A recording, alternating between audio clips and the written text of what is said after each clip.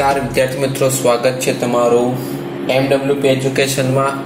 આજે આપણે જોવાના છીએ ધોરણ નંબર 10, જેમાં તમને બોર્ડની પરીક્ષામાં ખૂબ જ ઉપયોગી એવા પેપર પ્રેક્ટિસમાં આપણે જોઈ રહ્યા છીએ। તો દરેક વિદ્યાર્થી પેપર સોલ્યુશનમાં ધ્યાન આપે, જેમાં એક પેપર મેં આપેલું હતું સોલ્યુશન માટેનું, જે માર્ચ 2021માં આ પ્રમાણેનો પૂછાઈ શકે છે। તો સેક્શન નંબર એ ની વાત કરીએ, જે 24 માર્ક્સનો છે। એમાં પહેલું કે નીચેના પ્રશ્નના સૂચના પ્રમાણે જવાબ આપવાના છે 1 થી 24। તેમાં નીચેના વિધાનો ખરા છે કે ખોટા તે જણાવવાના છે 1 થી 4 ક્રમાંક। એમાં પહેલું કે 256/125 નું દશાંશ નિરૂપણ અનંત અને આવૃત છે। એટલે આ વિધાન સાચું કે ખોટું એ આપણે જોવાનું, તો અહીં મેં તમને સોલ્યુશન આપેલું છે। તો 256/125, હવે 125 ના ભાગ પડીએ તો 5³ ગુણ્યા 2/0। તો હવે યાદ રાખવાનું કે કોઈ પણ સમય સંખ્યા એટલે કે p ના છેદમાં q માં જો છેદ એ 2n ગુણ્યા 5m સ્વરૂપે હોય, એટલે કે 2 અને 5 અવયવ સ્વરૂપે હોય, તો તે દશાંશ અભિવ્યક્તિ કેવી કહેવાય? શાંત દશાંશ અભિવ્યક્તિ કહેવાય। શાંત દશાંશ અભિવ્યક્તિ કહેવાય, અનંત આવૃત કહેવાશે નહીં। એટલે આ વિધાન કેવું છે? ખોટું છે। એટલે અહીંયા 2 અને 5 સિવાય જો બીજો કોઈ અવયવ આવતો હોય તો કેવી કહેવાશે? પાછી અનંત અને આવૃત કહેવાય। એ પાછું તમારે ધ્યાન રાખવાનું। એટલે પહેલામાં ખોટું આવશે, આ કારણ તમારે યાદ રાખવાનું। બીજું, જો બહુપદીને આલેખ x અક્ષને ફક્ત એક બિંદુમાં છેદે તો તે દ્વિઘાત બહુપદી ન હોઈ શકે। તો આ વિધાન તમને આપેલું છે, એનો મેં આન્સર બાજુમાં આપેલો છે કે બહુપદીનો આલેખ x અક્ષને એક બિંદુમાં છેદે ને તો એ કઈ બહુપદી હોય? સુરેખ બહુપદી હોય, દ્વિઘાત બહુપદી હોય નહીં। એટલે આ વિધાન પણ કેવું છે? ખોટું। દ્વિઘાત બહુપદી x અક્ષને કેટલા બિંદુમાં છેદે? 2 બિંદુમાં છેદે। અહીં તમને x અક્ષને કેટલા બિંદુમાં કીધું? 1 બિંદુમાં કીધું। 1 બિંદુમાં કીધું એટલે કયું હોય? સુરેખ બહુપદી હોય। એટલે બીજું વિધાન પણ ખોટું। ત્રીજું જોઈએ, સમીકરણ 4x + 3y + 1 = 5 અને બીજું સમીકરણ એ સંપાતી રેખા દર્શાવે છે એવું તમને કીધું। તો આપણે આનો ઉકેલ ગુણોત્તર લઈએ। તો પહેલા અહીંયા તમને સાદુરૂપ આપેલું છે 4x + 3y + 1 = 5। પેલા 5 ને આપણે આ બાજુ લઈએ અચળ સંખ્યાને, એટલે માઇનસ થશે। એટલે પેલું સમીકરણ આ રીતે 4x + 3y - 4 = 0। બીજું સમીકરણ છે 12x + 9y - 15 = 0। એટલે આ થયું a1, આ થયું a2, આ b1, આ b2, આ c1 અને c2। તો આપણે પહેલો ગુણોત્તર a1 ના છેદમાં a2 મેળવીએ, એટલે કે તો a1 ના છેદમાં a2 એટલે કે 12 ના છેદમાં 9, એટલે કેટલો આવે છે? 4 ના છેદમાં 3 આવે છે। બીજો b1 ના છેદમાં b2, સોરી અહીં ગુણોત્તર આપણે 4 ના છેદમાં 12 આવશે, 4 ના છેદમાં 12, થોડીક ભૂલ થઈ ગઈ છે, 4 તેરી 12, તો ગુણોત્તર આવે છે 1 ના છેદમાં 3। બીજો ગુણોત્તર મેળવી તો તે પણ ગુણોત્તર કેટલો આવે છે? 1 ના છેદમાં 3। ત્રીજો ગુણોત્તર મેળવો c1 ના છેદમાં c2 બરાબર -4 ના છેદમાં -15। તો હવે આ ગુણોત્તર સમાન કહેવાય ને, એટલે a1 ના છેદમાં a2 બરાબર b1 ના છેદમાં b2 is not equal to c1 ના છેદમાં c2। તો આલેખ એ સંપાતી કહેવાશે નહીં, પણ આલેખ કેવો હશે? સમાંતર હશે। કેવો હશે? સમાંતર। એટલે આ વિધાન પણ કેવું છે? ખોટું છે। એના પછી કે શ્રીધર આચાર્ય દ્વિઘાત સૂત્ર તરીકે ઓળખાતું સૂત્ર સ્થાપિત કર્યું છે, તો જવાબ આવશે હા। શ્રીધર આચાર્ય દ્વિઘાત સૂત્ર તરીકે ઓળખાતું સૂત્ર સાબિત કર્યું છે। તો આ તા ખરા ખોટા। હવે જોઈએ ખાલી જગ્યા। 5મી ખાલી જગ્યા આ પ્રમાણે કે કોઈ પણ બે ઘનપૂર્ણાંક a અને b માટે ગુસા a, b ગુણ્યા ખાલી જગ્યા બરાબર a ગુણ્યા b। તો ખાલી જગ્યામાં શું આવશે? લસા a, b। હવે આ તો સિમ્પલ ખાલી જગ્યા છે।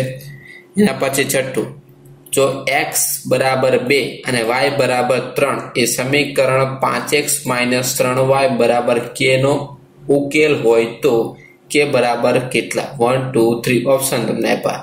તો આનો મેં તમને અહીં સોલ્યુશન આપ્યું છે. આ x અને y ની કિંમત છે એ આપણે આ સમીકરણમાં મૂકવાની. તો અહીં કિંમત મૂકેલી છે, સાદુરૂપ આપો તો k બરાબર કેટલા મળે છે? એના પછી સાતમું, ત્રિઘાત સમીકરણ 3x - 5 અને 5x - 3 ના બીજ ખાલી જગ્યા છે. એટલે આ હવે ત્રિઘાત સમીકરણ છે એને આપણે બીજ મેળવવાનું, એટલે અવયવ પાડવાના.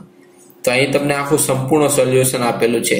પહેલા 3x છે તેનો ગુણાકાર 5x - 3 સાથે, -5 નો ગુણાકાર 5x - 3 સાથે, એટલે આ પદ આવશે. હવે 3x નો ગુણાકાર અંદર કરીએ, 3 પંચા 15x² ઓછા 3 તેરી 9x, -5 5 25x, પ્લસ 15. આ બે માઇનસ પ્લસ એટલે એના પછીનો સ્ટેપ 15x² - 34x પ્લસ 15 બરાબર 0. એટલે એના ઉપરથી a બરાબર 15, b બરાબર -34 અને c બરાબર 15 મળે. હવે આ a b અને c ની કિંમત d બરાબર b² - 4ac માં આપણે મૂકીએ. સાદુરૂપ આપો તો d નું મૂલ્ય કેવું મળે છે? 256, જે 0 કરતા મોટું છે. એટલે બે ઉકેલ મળે. એટલે પહેલો ઉકેલ -b પ્લસ વર્ગમૂળ d ના છેદમાં 2a, બીજો છે -b માઇનસ વર્ગમૂળ d ના છેદમાં 2a. કિંમત મૂકવાનું તો આપણને બે ઉકેલ 5/3 અને 3/5 મળે છે.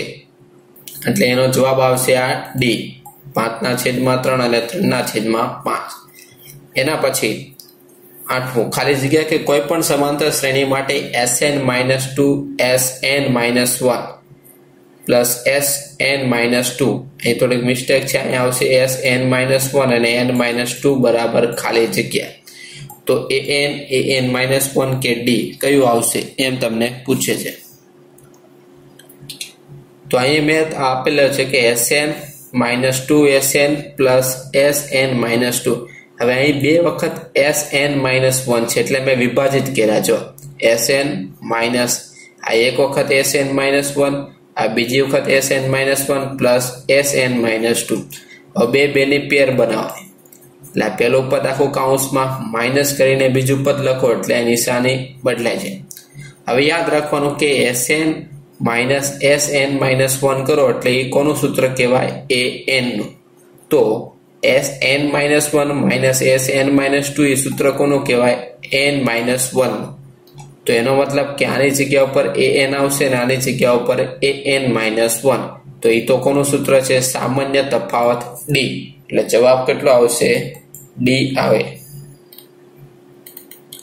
એના પછી આઠમું, કોઈ પણ સમાંતર શ્રેણી માટે, એ તો આપણે સોલ્યુશન થઈ ગયું. નવમું જોઈએ કે PQR માં DEF અનુક્રમે PQ, QR અને PR ના મધ્ય બિંદુ છે. તો DEF એકરૂપ ખાલી જગ્યા થાય. તો અહીંયા આકૃતિ આ પ્રમાણે થશે. તો એનો આપણે યાદ રાખવાનું કે PQ બરાબર 2EF એટલે આ પ્રમાણે થશે. તેવી રીતે QR બરાબર 2DF, તેવી રીતે PR બરાબર 2DE. હવે ગુણોત્તર જો બધામાં સમાન છે એટલે DEF એકરૂપ કઈ બનશે? RPQ. બા શરતથી DEF એકરૂપ કયું બનશે? RPQ. એટલે આ જવાબ આવશે. એના પછી 10મો કે P 5, માંથી x અક્ષ પર દોરેલા લંબના લંબપાત ખાલી જગ્યા છે. તો x અક્ષ પરના કોઈ પણ બિંદુનો y હંમેશા શું હોય છે? 0 હોય. યાદ રાખવાનું આવો સવાલ પૂછે ત્યારે. હવે બિંદુ તમને આપ્યું છે 5, માંથી x અક્ષ પરનો લંબનો લંબપાત, તેનો x યામ કેટલો છે? 5 ને y યામ હંમેશા શું હોય? 0, કારણ કે બિંદુ x અક્ષ પરનું પૂછ્યું છે એટલે. તો એ બિંદુના યામ શું બનશે? 5, 0. x યામ અને y યામ હંમેશા 0 લખવાનો. 5, 0. x અક્ષ પરનો લંબનો લંબપાત પૂછ્યો છે એટલે. પછી આગળ વાત કરીએ. એક વાક્યના શબ્દ કે આંકડામાં ઉત્તર છે. તેમાં 11મો, જો 2x² - 3x + k નું એક શૂન્ય બીજા શૂન્યનો વ્યસ્ત હોય તો k ની કિંમત કેટલી થાય? હવે આવું પૂછે એક શૂન્ય બીજા શૂન્યનો વ્યસ્ત હોય એનો મતલબ કે C/A બરાબર 1 થાય. શૂન્યના વ્યસ્તનો ગુણાકાર કેટલો થાય? 1. હવે C બરાબર કેટલા છે? K. A બરાબર કેટલા છે? 2. હવે કિંમત એ મૂકવાની એટલે K બરાબર આપણને કેટલી કિંમત મળે છે? 2. પછી સમાંતર શ્રેણી તમને આપી છે એનો સામાન્ય તફાવત તો D બરાબર બીજામાંથી પહેલું પદ શું કરવાનો? બાદ. 1.7 માંથી 0.6 બાદ કરો તો વધે કેટલા? D 1.1 મળે. એના પછી 13મો કે એક વ્યક્તિ સ્થળ P થી 24 મીટર પશ્ચિમ દિશામાં Q સ્થળ જાય છે. એટલે અહીંયા આકૃતિ જોતા જાઓ. P થી તે 24 મીટર પશ્ચિમ દિશામાં Q બિંદુ પાસે જાય છે. ત્યાંથી ઉત્તર દિશામાં 7 મીટરે R સ્થળ છે. ઉત્તર દિશામાં 7 મીટર એ કેટલો છે? R સ્થળ છે. એટલે આ 7 મીટરે ઉત્તર દિશામાં કેટલું છે? R કોઈ બિંદુ છે. સ્થળ P અને R વચ્ચેનો સીધું અંતર કેટલા મીટર થાય? તો હવે આ સિમ્પલ છે. આ પાયથાગોરસ પ્રમાણે આપણે લઈ શકીએ. કાટકોણ ત્રિકોણ બની ગયો. પાયથાગોરસ પ્રમેય લગાડો એટલે PR નું માપ કેટલું મળે? 25. એટલે 25 મીટર અંતર હોય. એના પછી 14મો દાખલો જે અહીં સોલ્યુશન આપ્યું છે. tan 30 cot 60 નું મૂલ્ય કેટલું હોય? તો tan 30 cot 60 બરાબર tan 30 ની કિંમત 1/√3 cot 60 પણ 1/√3 થાય તો આ બંને કેન્સલ થાય. જવાબ કેટલો મળે? 1. 15મો કે વર્તુળને બહારના ભાગમાં આવેલા બિંદુમાંથી વર્તુળને દોરેલા બે સ્પર્શકોની લંબાઈ કેવી હોય? તો બહારના ભાગમાં આવેલા બિંદુમાંથી બે સ્પર્શકો હંમેશા કેવા હોય? સમાન હોય છે. એટલે જવાબ આવશે સમાન. એના પછી વર્તુળને બે બિંદુમાં છેદતી રેખાને શું કહેવામાં આવે? તો વર્તુળની છેદિકા કહેવામાં આવે છે. શું કહેવાય તેને? વર્તુળની છેદિકા કહે છે. હવે વાત કરીએ આગળ 17મો કે sin² 29 પ્લસ sin² 61 બરાબર કેટલા? તો અહીં તમને આપેલું છે કે sin² 29 પ્લસ sin² 61. હવે આ નિત્યસમનો ઉપયોગ કરીએ તો sin² 90 માઇનસ 61 એટલે sin 29 થાય plus sin² 61. sin 90 minus theta એટલે cos થીટા એટલે અહીંયા આવશે cos² 61 પ્લસ sin² 61 બરાબર કેટલા આવશે? 1. એટલે જવાબ તમારો બી ઓપ્શન થશે. પછી જો એક વર્તુળ અને ચોરસની પરિમિતિ સમાન હોય તો તેના ક્ષેત્રફળ ખાલી જગ્યા થાય. તો અહીંયા આપણને કીધું કે વર્તુળની પરિમિતિ અને ચોરસની પરિમિતિ સમાન એટલે 2πr વર્તુળની પરિમિતિ એટલે પરિઘ અને ચોરસની પરિમિતિ એટલે 4 ગુણ્યા બાજુ. એમાં બાજુને કરતા બનાવો એટલે 2πr ના છેદમાં 4 એ 2 દુ 4 એટલે πr/2 વધુ બાજુનું માપ.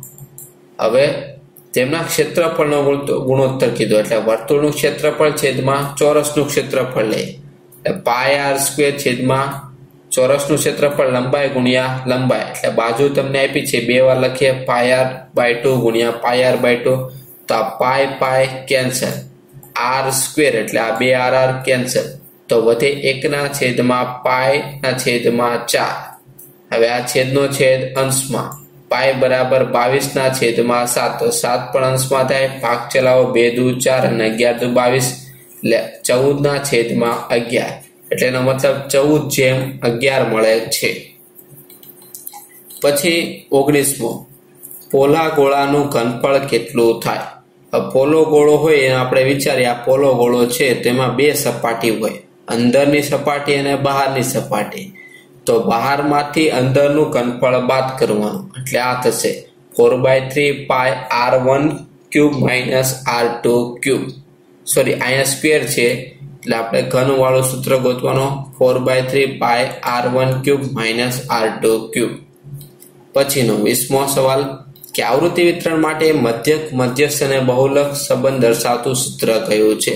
તો યાદ રાખવાનું z બરાબર 3m માઇનસ 2x બાર એટલે કે બહુલક બરાબર 3 ગુણ્યા મધ્યસ્થ માઇનસ 2 ગુણ્યા મધ્યક એટલે સી ઓપ્શન તમારો જવાબ થશે.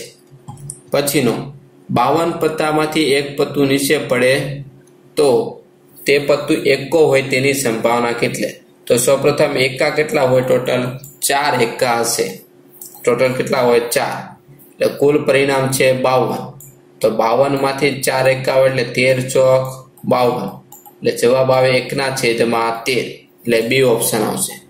પછીનું સમાન પાયાની ત્રિજ્યા r વાળા બે નક્કર અર્ધગોળાઓ એકબીજાના પાયા સાથે જોડેલા છે, તો આ નવા ગોળાની વક્ર સપાટીનું ક્ષેત્રફળ કેટલું થાય? જો આ બે અર્ધગોલક છે, આ પહેલો અર્ધગોલક છે અને આ બીજો અર્ધગોલક તમને આપ્યો આકૃતિમાં. હવે બંનેની ત્રિજ્યા r છે, બેને ભેગા કરી દે એટલે એક ગોલક બની ગયો. તો તે આખા ગોલકનો આપણને ખ્યાલ છે કયો આવશે? 4πr². એટલે આન્સર કયો થાય? 4πr² થશે. એના પછી કે નીચેના જોડકા જોડવાના છે, એમાં 23 પ્રથમ n ધન પૂર્ણાંકનો સરવાળો. તો પ્રથમ n ધન પૂર્ણાંકનો સરવાળા માટેનું સૂત્ર છે, યાદ રાખવાનું, n(n+1/2). n(n+1/2). એના પછી 24માં વાત કરીએ, જેમાં પણ જોડકા જોડવાના છે કે વર્ગીકૃત માહિતીનો બહુલક શોધવાનું સૂત્ર અહીંયા મેં કહ્યું છે તે. તો બધાને ખ્યાલ જ છે કે L+F1 - F0 ના છેદમાં 2F1 - F0 - F2 ગુણ્યા h. અહીં h તમને આપેલો નથી ના, એમ પણ અહીં થોડીક ભૂલ છે એટલે આ ખોટું છે, એટલે પહેલો ઓપ્શન તમારો સાચો થશે. તો આ હતું સેક્શન નંબર A નું સોલ્યુશન. હવે આપણે આગળ વધીએ, સેક્શન નંબર B ની વાત કરીએ. તો સેક્શન નંબર B માં નીચેના કોઈ પણ 9 પ્રશ્નોના માંગ્યા મુજબ ઉત્તર લખવાના છે. 25 થી 36 ક્રમમાં કાપ્યા અને 18 માં એટલે 2 ગુણ. તો પહેલો સવાલ, યુક્લિડે ભાગ પ્રવિધિનો ઉપયોગ કરીને 867 અને 225 નો ગુસા આપણે મેળવવાનો છે. તો અહીં તમને આપેલું છે સોલ્યુશન 867 અને 225. તો સૌપ્રથમ મોટી સંખ્યા હોય તેને આ રીતે આપણે ગોઠવવાની. હવે a બરાબર bq પ્લસ r, યુક્લિડની ભાગ પ્રવિધિમાં a બરાબર bq પ્લસ r મુજબ a બરાબર કેટલા થશે? 867 અને b બરાબર કેટલા થશે? 255. એટલે બંનેનો ભાગાકાર કરવાનો. 867 નો 255 વડે ભાગાકાર કરીએ તો 255 ગુણ્યા 3 કરો, એટલે આપણને અહીં શેષ કેટલી વધશે? 102. હવે એના પછીના સ્ટેપમાં a બરાબર કેટલા થશે? 255 અને b બરાબર કેટલા થશે? 102. એટલે આગળનો ભાગ ચાલે છે આ રીતે. એટલે શેષ આપણે 0 થાય ત્યાં સુધી આપણે દાખલો ગણીએ તો 0 થાય ને આગળની જે શેષ હોય, શેષ બહુપદી તમારો ગુસા થશે. એટલે એનો ગુસા કેટલો આવે છે? 51. એટલે આ મુજબનું સોલ્યુશન આવશે. પછીની વાત કરીએ, બીજો સવાલ કે 96 અને 404 નો ગુસા અવિભાજ્ય અવયવની રીતે મેળવવાનો છે અને તેના ઉપરથી લસા પણ શોધવાનો છે. તો પેલા 96 ના ભાગ પાડી દઈએ, અવયવ પાડીએ. 2/5 ગુણ્યા 3. તેવી રીતે 404 ના અવયવ પાડેલા છે 2² ગુણ્યા 101. તો ગુસા એટલે બંનેમાં સામાન્ય હોય તેવો. તો બંનેમાં કોમન કઈ છે? 2, અને એમાં સૌથી ઓછી ઘાત એટલે 2 નો વર્ગ બંનેમાં આવે છે, એટલે 2 નો વર્ગ, એટલે જવાબ શું આવશે? 4. હવે તેના ઉપરથી લસા, તો આપણે સૂત્ર હતું ગુસા ગુણ્યા લસા બરાબર, કોઈ વિદ્યાર્થીને ખ્યાલ હોય તો કોમેન્ટ બોક્સમાં અવશ્ય લખે, બંને સંખ્યાનો ગુણાકાર a ગુણ્યા b. તો એના ઉપરથી આપણે લસાને કરતા બનાવીએ તો ગુસા ક્યાં જશે? છેદમાં. એટલે આ પ્રમાણે બનશે કે લસા 96 ગુણ્યા 404 બરાબર 96 ગુણ્યા 404 ના છેદમાં ગુસા કેટલો આવે છે? આપણે 4. તો અહીં કિંમત મૂકવાની, તો જવાબ કેટલો આવે છે? 9696. એના પછી વાત કરીએ 27માં કે x² - 45x + 324 બરાબર 0 ત્રિઘાત સમીકરણનો ઉકેલ અવયવીની રીતે આપણે મેળવવાનો છે. એટલે અહીં તમને આપેલા છે એટલે અવયવ પાડવાના. તો 324 ના આપણે ભાગ પાડીએ. 324 ના ભાગ પડેલા છે 36 9. એટલે 36 માંથી 36 ગુણ્યા 9 એટલે 324. 36 માં માઇનસ પ્લસ એટલે કેટલા વધશે? 45.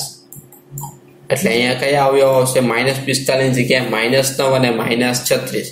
પેલા આ બંને પદ પેર બનાવવાની, એટલે એમાંથી x કોમન કાઢો એટલે x માઇનસ 9 અને આ બંને પદ આપણે કોમન બનાવે એટલે x માઇનસ 9 એટલે 36 કોમન નીકળે એટલે x માઇનસ 9. અહીં છે ને આ લોકોએ પદ થોડા ઉલટાવી દીધેલા છે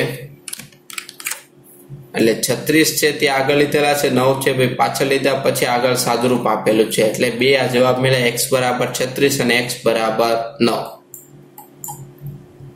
ચાલો એના પછીની વાત કરીએ આપણે.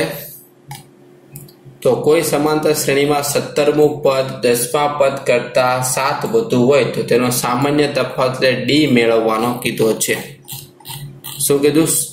17મું પદ એ 10મા પદથી 7 વધુ છે એટલે એનો મતલબ કે a17 બરાબર a10 પ્લસ 7. હવે a10 ને આપણે પહેલા આ બાજુ લઈએ એટલે માઇનસ થશે. a17 ના પદનું સૂત્ર કયું થશે? a plus 17 n minus 1 d આ સૂત્ર હતું એટલે અહીંયા આવશે 17 માઇનસ 1 d. તેવી રીતે a10 નું સૂત્ર કયું આવશે? a પ્લસ 10 માઇનસ 1 d બરાબર 7 એટલે અહીંયા વધે a plus 16 d minus a plus 9 d minus અંદર જશે એટલે આ રીતે થશે a plus 16 d minus a minus 9 d બરાબર 7. તો આ એ કેન્સલ થાય, 16 માંથી 9 જાય કેટલા વધે? 7d બરાબર 7 એટલે d બરાબર આપણને કેટલા મળ્યા? 1. તો તફાવત કેટલો આવે છે? 1 આપણને મળે. પછીની વાત કરીએ તો 29મો સવાલ છે. સમાંતર શ્રેણીના પ્રથમ અને અંતિમ પદ અનુક્રમે 17 અને 350 છે. સામાન્ય તફાવત 9 હોય તો તેમાં કેટલા પદ હશે અને સરવાળો કેટલો હશે તે તમારે જણાવવાનું છે. તો થોડુંક આપણે ફાસ્ટ કરીએ. પ્રથમ પદ આપ્યું છે 17 ને અંતિમ પદ 350. સામાન્ય તફાવત 9 છે તો સમાંતર શ્રેણીમાં પહેલા કેટલા પદ એટલે n પદો આપણે મેળવવાના.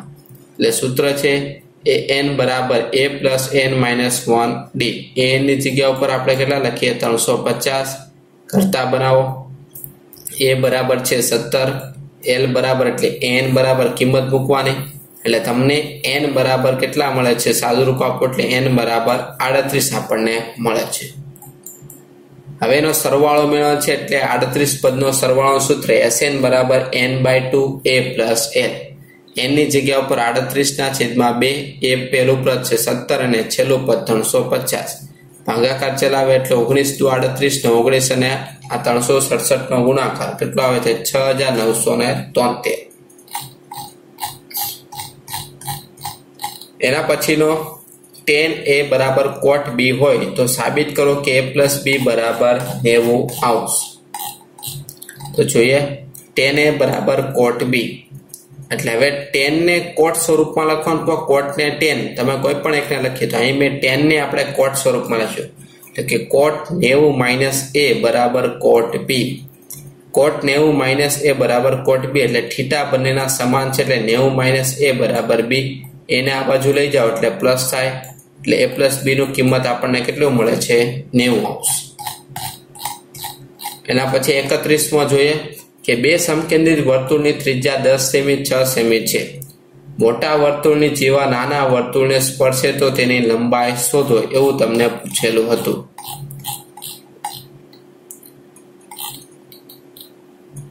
જોઈએ 32મો કે બે સમકેન્દ્રી વર્તુળો છે, એકની 6 છે અને બીજાની ત્રિજ્યા 10 છે એટલે આ માપ છે 6 અને આ માપ છે 10. એકબીજાને સ્પર્શે છે એટલે આ પાયથાગોરસ પ્રમેય બનશે.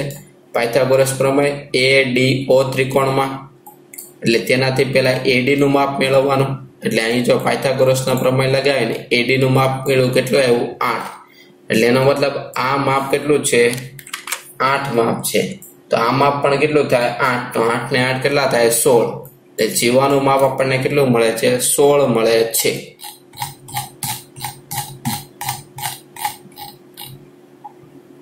અહીં એક વચ્ચેનો પ્રશ્ન બાકી કે બે ભિન્ન વર્તુળો બહારથી એક સામાન્ય બિંદુમાં છેદે તેવી આકૃતિ સામાન્ય સ્પર્શક આપણે દર્શાવવાનું છે તે આપણે જોઈશું.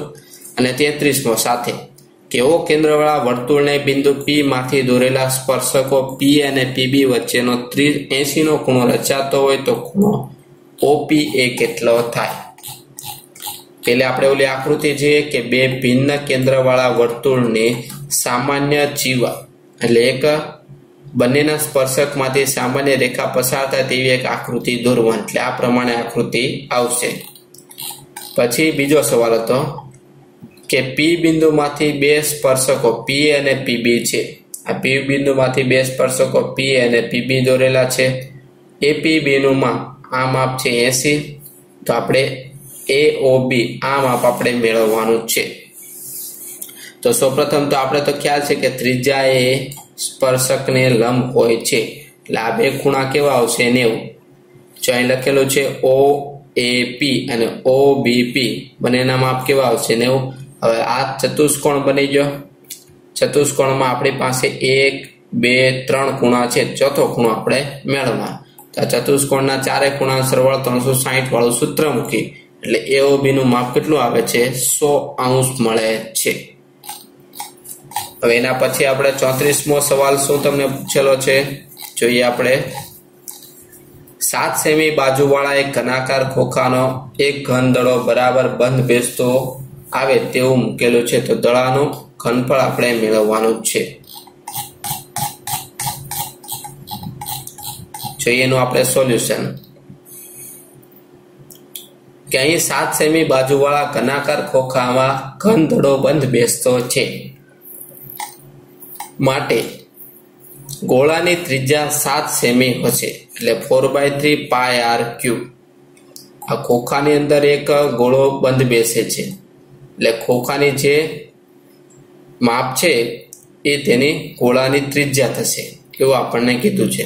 એટલે 4/3 પાઈ r ક્યુબમાં ત્રિજ્યા r બરાબર કેટલા થાય 7 સેમી.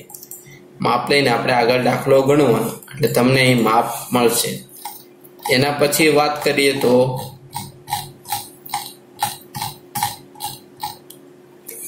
બહુલક આપણે મેળવવાનો છે. અહીં તમને માહિતી આપેલી છે.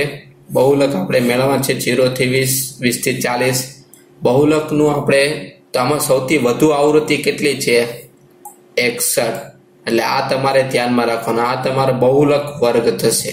આ માહિતી છે તે F1, આ માહિતી છે તારે F0, આ માહિતી કઈ થશે F2, આ માહિતી કઈ થશે L.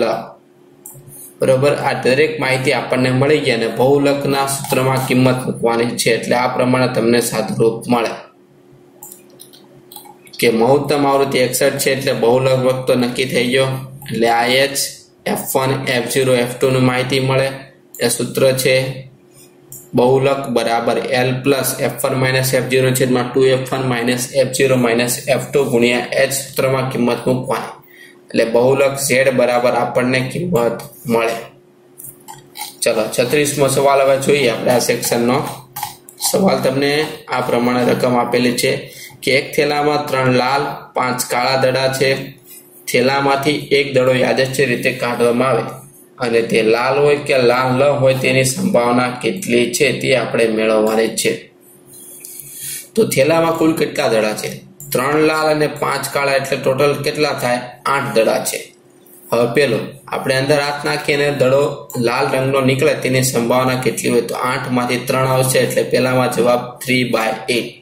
અને લાલ રંગ ન હોય તેવી તો કેટલા આવશે 5 કાળા દડા નીકળી શકે એટલે 5/8 પણ આવી શકે. બીજો જવાબ 5/8 થશે. હવે સેક્શન નંબર C તરફ જોઈએ, જે 3 માર્ક્સના પ્રશ્નના ઉત્તર છે. 18 માર્ક્સ છે આખા સેક્શન. એમાં પહેલો સવાલ સાડે કે દ્વિઘાત બહુપદીના શૂન્ય સરવાળો આપ્યો છે, નો ગુણાકાર આપ્યો, તો આ માહિતી પરથી દ્વિઘાત બહુપદી મેળવવાની અને તેના શૂન્ય અવયવીકરણની રીતથી પણ મેળવવાના છે. તો પેલું આપણે જોઈએ, તમને શૂન્યનો સરવાળો આપ્યો છે એટલે આલ્ફા પ્લસ બીટા આપ્યું છે, શૂન્યનો ગુણાકાર એટલે આલ્ફા ઇન્ટુ બીટા આપ્યું છે. તો આપેલી શરત અનુસાર આપણને કયો મળે છે શરત? હવે યાદ રાખવાની ax² plus bx plus c જેના શૂન્ય આલ્ફા પ્લસ બીટા છે, અથવા તો તમારે સૂત્ર યાદ રાખવાનું કે x² માઇનસ કે x કૌંસમાં alpha plus beta plus k into alpha into beta. તો અહીંયા આલ્ફા ઇન્ટુ બીટા અને આલ્ફા પ્લસ બીટાની કિંમત ખાલી તમારે આ સૂત્રમાં કિંમત મૂકવાની છે, એટલે તમને આ પ્રમાણેનું એક સમીકરણ મળશે. પછી એનો અવયવીકરણની રીતથી ઉકેલ મેળવવાના છે. તો બે ઉકેલ આપણને આ રીતના મળે છે, -2 અથવા -1.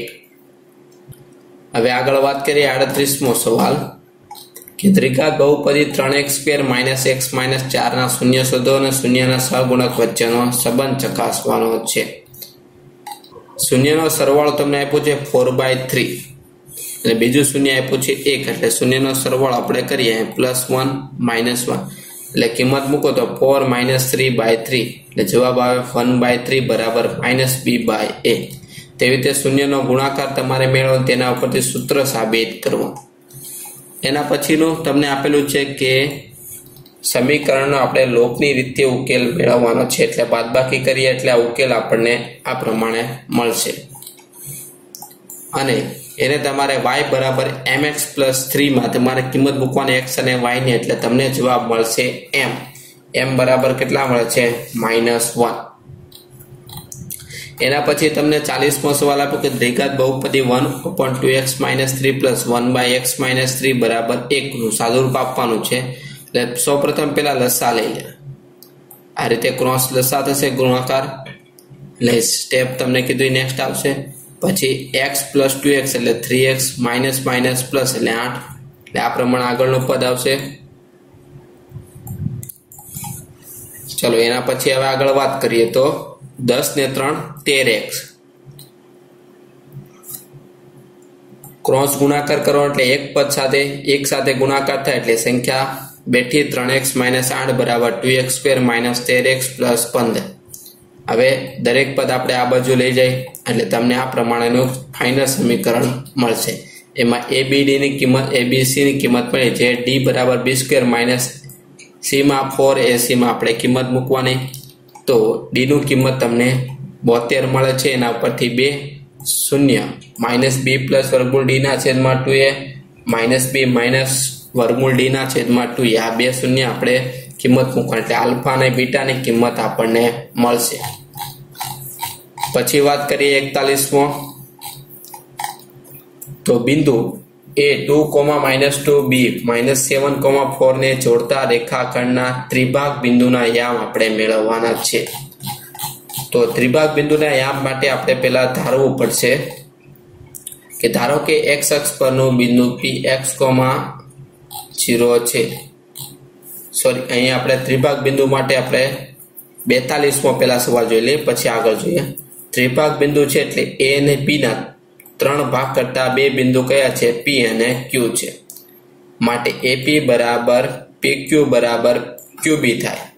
હવે આપણે ધારી લઈએ કે ધારો કે P બિંદુ એટલે આ એક રેખાખંડ લઈ લઈએ A B અને અહીંયા આપણે લઈએ P બિંદુ, એટલે કે P બિંદુ એ AB નું A તરફથી 1 આ કેટલો 2 ગુણોત્તરમાં વિભાજન કરે છે. આ અંતર 1 છે અને આ અંતર 2 છે. સિમ્પલ અહીં તમે જો આ 2 છે અને આ અંતર કેટલું થાય 1, એટલે 1/2 ગુણોત્તરમાં વિભાજન કરે, એટલે વિભાજન કરતા બિંદુના યામ આપણે P ના યામ આપણે સૌ પ્રથમ મેળવ. તો એ જવાબ આવે છે -1,0. હવે આપણી પાસે P બિંદુ છે, B બિંદુ છે, Q બિંદુ મેળવવાનું છે. તો આ P બિંદુ મળી ગયું અને B બિંદુ તો છે, તો Q એ આ બંનેનું શું કહેવાય, મધ્ય બિંદુ કહેવાય. એટલે મધ્ય બિંદુના યામથી આપણે Q બિંદુના યામ આપણે મેળવી લઈશું. એટલે તેનો જવાબ -4,2 આવશે. ચલો એના પછી આગળ વાત કરીએ તો 41મો જે પ્રશ્ન બાકી હતો તેનો સવાલ આપણે જોઈ લઈએ પહેલા કે 2, -5 ને -2,9 થી સમાન અંતરે x અક્ષ પરનું બિંદુ આપણે શોધવાનું છે કે x અક્ષ પરનું બિંદુ કયું છે. તો ધારો કે x અક્ષ પરનું બિંદુ px, 0 એ બિંદુ થી સમાન અંતરે આવેલું છે. એટલે PA બરાબર શું થાય, PB. PA એટલે અંતર, PB એટલે તે પણ અંતર જ થાય. એટલે પેલા PA ની કિંમત મેળવવાની, તેવી રીતે PB ની કિંમત મેળવવાની, બંનેને સરખાવી દેવાની. એટલે આ પ્રમાણે તમને સમીકરણ બનશે. ફરીથી પેલા પીએ મેળવવાનું છે, પછી પીબી ની કિંમત મેળવવાની. આ પીબી ની કિંમત આપણને મળી, પીએ અને પીબી ની કિંમત આપણે સરખાવી દઈએ એટલે આપણને એક્સ બરાબર કિંમત મળે. તો બિંદુ એક્સ અક્ષ પરનું બિંદુ હોય તો એક્સ આમ હોય, વાય આમ, એનો હંમેશા 0 એટલે -7,0 એ તમારો જવાબ થશે. હવે આગળ આપણે જોઈએ, એના પછીનો તો સવાલ આપણે જોઈ લીધો હતો કે એક લોલક 30 ના ખૂણે સાથે ઘૂમે છે. લઘુ ચાપની લંબાઈ 8.8 સેમી છે, તો લોલકની લંબાઈ આપણે શોધવાની છે. તે ઉપરાંત 5.2 સેમી ત્રિજ્યા ધરાવતા વૃત્તાંશની પરિમિતિ 16.4 સેમી હોય તો વૃત્તાંશનું ક્ષેત્રફળ કેટલું છે તે આપણે મેળવવું. તો જોઈએ આપણે દાખલો. તો અહીં થીટા તો આપણે 30 આપ્યા, લઘુ ચાપની લંબાઈ. હવે લઘુ ચાપની લંબાઈ એટલે L બરાબર સૂત્ર છે પાયા થીટાના છેદમાં 180. એના ઉપરથી પેલા ત્રિજ્યા આપણે મેળવવાની. ત્રિજ્યા મેળવો એટલે લોલકની લંબાઈ આપણને મળી ગઈ. હવે આગળ એની પરિમિતિ આપણને કીધી છે. ધારો કે OAB એ વૃત્તાંશ છે, તો પરિમિતિ બરાબર આ રીતે આપણે વિચારીએ, OAB. તો OAB ની પરિમિતિ કેટલી છે? આ કુલ લંબાઈ છે 16.4. તેમાં OA પ્લસ AB ચાપ પ્લસ OB એમ ત્રણેયનો સરવાળો થશે. એમાં આ માપ તો આપણી પાસે આવી ગયું છે 5.2. કારણ કે લોલક છે તે આ રીતે ગતિ કરે, આ લોલકની લંબાઈ આપણને મળી ગઈ. તેના ઉપરથી ચાપ AB નું માપ આપણને કેટલી મળે છે? 6 સેમી.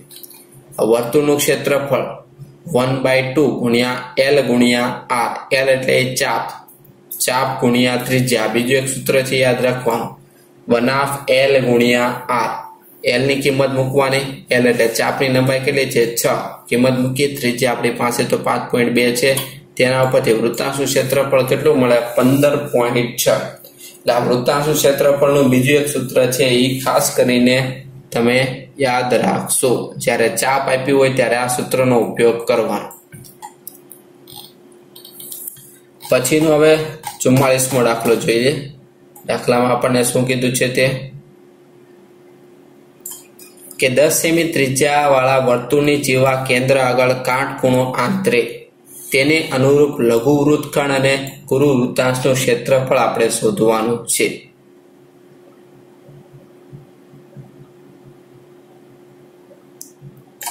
ચલો, 10 સેમી ત્રિજ્યા એટલે અહીંયા જો તમને 10 સેમી ત્રિજ્યા વાળા તેમાં કેન્દ્ર આગળ કાટખૂણો આંતરે છે. તો પેલા આપણે ત્રિકોણ AOC નું ક્ષેત્રફળ આપણે 1/પાયો ગુણ્યા 2, કારણ કે આ માપ આપણી પાસે છે 10 ગુણ્યા 10 એટલે કેટલું મળ્યું છે? ત્રિકોણનું ક્ષેત્રફળ થાય 50 સેમી સ્ક્વેર. એના ઉપરથી વૃત્તાંશ આ વૃત્તાંશ આખો ભાગ OAECO નું ક્ષેત્રફળ πr² થીટાના છેદમાં 360. તેના પરથી આપણી પાસે દરેક કિંમત છે એટલે આખો વૃત્તાંશનું ક્ષેત્રફળ મેળવ્યું. હવે વૃત્તખંડનું ક્ષેત્રફળ મારે મેળવવાનું છે. વૃત્તખંડ એટલે આ ભાગ. તો આખા વૃત્તાંશમાંથી ત્રિકોણ શું કરવાનો?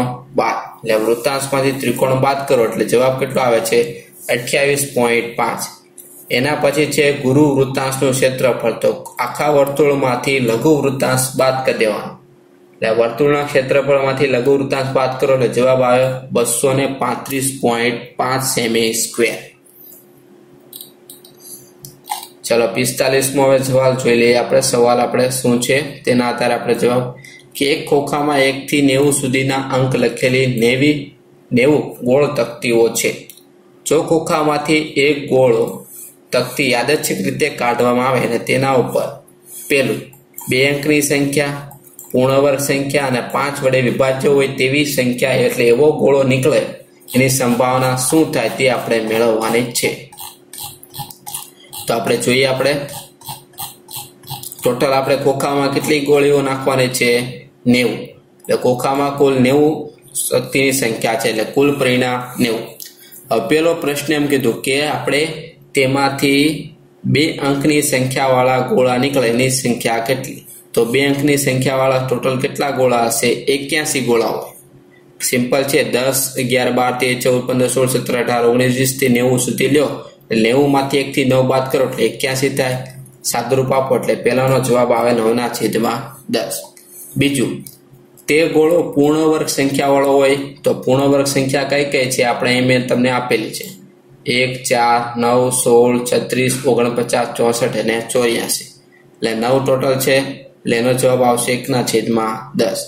અને પછી તે ગોળો 5 વડે વિભાજ્ય હોય તેવો હોય તો 5 વડે વિભાજ્ય હોય એવી એટલે 18 સંખ્યા એવી આવશે જે 5 વડે વિભાજ્ય હોય એટલે 18 × 5 એનો જવાબ આવે 1/5.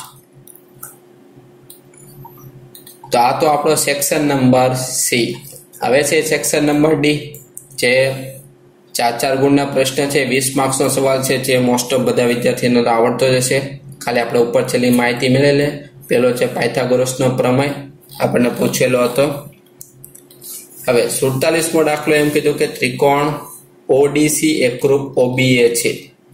BOC નું માપ આપેલું છે, CDO તો DOC અને OAB નું આપણે મેળવવાનું છે. તો કે ખૂણો DOC અને COB બરાબર 180 અંશ. આપણી પાસે આ રીતે એક માહિતી છે, બરોબર. હવે આને આપણે દર્શાવવાની છે. પેલા રકમ આ પ્રમાણે છે એટલે એનો જવાબ આ પ્રમાણે થશે. એટલે એ DOC નું માપ 55 થશે. તેમાં ત્રિકોણ DOC આપેલો છે એટલે આકૃતિ પ્રમાણે તમે ટ્રાય કરજો એટલે તમને ખ્યાલ આવી જશે. સોલ્યુશન આ પ્રમાણે હશે. એના પછી રચના છે, જે દરેક વિદ્યાર્થીને ખ્યાલ તો છે જ, રચના કેવી રીતે ડ્રો કરવાની છે એ રચના અહીં મેં આપેલું છે સોલ્યુશન. ને રચનાના મુદ્દા પણ લખવાના છે. એના પછીનો સવાલ તમને કીધો છે કે એક ઠેકેદાર બાળકોને રમવા માટે બગીચામાં 2 લપસણી બનાવવા માંગે છે. 5 વર્ષથી ઓછી ઉંમરના બાળકો માટે જમીનથી ઉપરનો છેડો 1.5 મીટર રહે અને જમીન સાથે 30 અંશનો ખૂણો બનાવે. તેનાથી વધુ ઉંમરના બાળકો માટે ને ઊંચાઈ સીધો ઢાળ હોય તે 60નો ખૂણો બનાવે તેવી લપસણી પસંદ કરે તો તેની લંબાઈ કેટલી છે? તો અહીં પહેલા એક વિકલ્પ તમને આપેલો છે, જે 5 વર્ષથી ઓછી હોય તેની લંબાઈ છે 1.5, 30નો ખૂણો બનાવે. એટલે પહેલા આપણે આ આપણને ABC આપેલું છે એટલે પહેલા AC નું માપ મેળવવાનું. સામેની બાજુ છેદમાં કર્ણ એટલે sin 30 નું સૂત્ર લગાવવાનું એટલે AC નું માપ મળે. હવે છે જે કિસ્સો 2 એટલે કે જેની ઉંમર વધારે છે તેવી, તો તેમાં લસણની લંબાઈ છે 3 મીટર. તો તેમાં પણ sin 60 સૂત્ર લગાવવાનું. સામેની બાજુ છેદમાં કર્ણ આપણે મેળવવાનું છે. તો અહીં તમને PR નું માપ એટલે કે મોટી નિશાન લંબાઈ આપણને 2 વર્ગમૂળમાં 3 મીટર મળે છે. એના પછી 51મો છે કે એક વાસણનું સ્વરૂપ ઊંધા શંકુ જેવું છે. તેની ઊંચાઈ 8 સેમી અને ઉપરના ભાગની ત્રિજ્યા 5 સેમી છે. તેની ઉપરની ધાર સુધી પાણી ભરેલું છે, જેમાં 0.5 સેમી ત્રિજ્યાવાળી ધાતુની ગોળી નાખવામાં આવે ત્યારે તેમાં 1/3 ભાગ જેટલું પાણી બહાર નીકળશે. તો તે ગોળીની સંખ્યા કેટલી થાય? તો પહેલા આપણે જે તમને કીધું વાસણ, ઊંધા શંકુ આકારનું એક વાસણ છે, તો એ વાસણનું પહેલા ઘનફળ મેળવવાનું. એટલે શંકુનું ઘનફળ આપણે મેળવી લીધું, એટલું આવ્યું. હવે તેમાં આપણે એક ધાતુની ગોળી આપણે નાખવાની છે આમાં. એટલે પહેલા આ એક ગોળી નાખતા કેટલું પાણી, તો ગોળી જેટલું પાણી બહાર એટલે પહેલા આ ગોળીનું ઘનફળ તમારે મેળવવાનું. એટલે આપણે લખ્યું કે પાણીમાં ધાતુની ગોળી નાખતા 1/4 ભાગ જેટલું પાણી બહાર નીકળે. કુલ કેટલું પાણી છે આમાં? 200π/3 એટલું પાણી છે. ગોળી નાખો તો કેટલું? આનો ચોથો ભાગ જેટલું પાણી બહાર નીકળે. એટલે આ ચોથો ભાગ અહીં તમને કીધું એટલું પાણી બહાર નીકળશે. આ ઘનફળ કેટલું હોય? તો કે આ ગોળી જેટલું હોય, કેમ કે ગોળી નાખો એટલું પાણી બહાર નીકળે છે. એટલે ગોળીનું ઘનફળ બરાબર વહી જતા પાણીનું ઘનફળ. ગોળીના ઘનફળનું સૂત્ર લગાવવાનું, n ને ઘટતા બનાવવાનું એટલે n બરાબર કેટલા આવશે? ટોટલ 100 ગોળીઓ આવશે. એના પછી તમને સવાલ આપ્યો છે કે એક ફેક્ટરીમાં 50 કારીગરોના દૈનિક વેતનની આવૃત્તિ વિતરણનો મધ્યક આપણે મેળવવાનો છે. તો અહીં FIUI ની સીધી રીત તે આખો દાખલો કરેલો છે. એકદમ સિમ્પલ રીતે અહીં તમે જોઈ શકો છો તે પ્રમાણે તમારે દાખલો કરવાનો છે.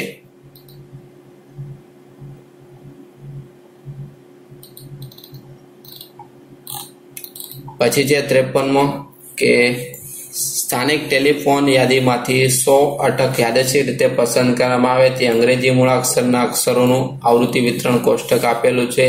તેનો મધ્યસ્થ મેળવવાનો છે. એટલે પહેલા તમારે સંચય આવૃત્તિ મેળવવાની. પહેલા 6 આવશે, પછી ઉમેરથી જવાનું. એટલે 6 + 30 એટલે 36 થાય. પછી 36 + 40 એટલે 76 થાય. 76 + 16 એટલે 92 થશે. 92 + 4 એટલે કેટલા થાય? 96 થાય. 96 + 4 એટલે કેટલા થાય? 100. મધ્યસ્થનું જે સૂત્ર છે તે આપણે લખવાનું. n/2 કરો એટલે 50.